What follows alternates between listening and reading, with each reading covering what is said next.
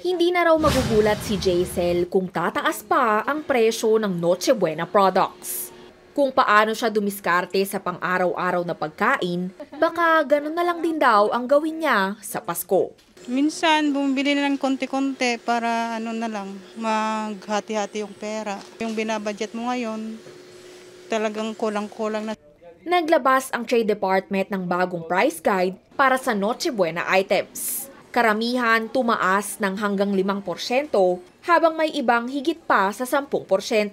Pinaka nagmahal daw ang keso, halos 50 pesos. Kinumpara rin natin ang presyo ng ilang Noche Buena products sa isang supermarket. May mas mahal sa nasa price guide, gaya ng pasta at macaroni na umaabot sa halos 14 pesos ang diferensya. With shrinkflation, dumiit na yung item, no? Yung timbang ng item o laman ng item, no? At tumaas pa yung presyo. Iba-ibang reason nila eh. Mga canned producers ng canned products naman, yung cost ng tin cans, mataas.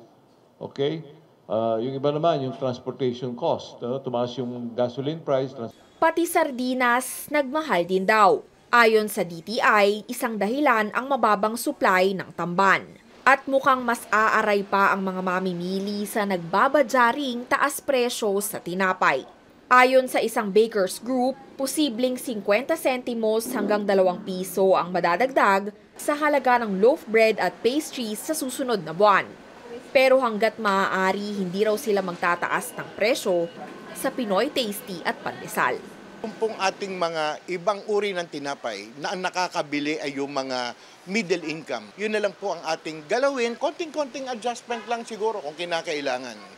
Para naman nga mabawi namin yung aming mga losses. Yun lang. Kung kailangan talagang bumili, kailangan, bibili ka. Kunyari, budget mo yung tasty, may mga ganyan ka pang dessert. Magbabawas ka. Carrie Cator, CNN Philippines.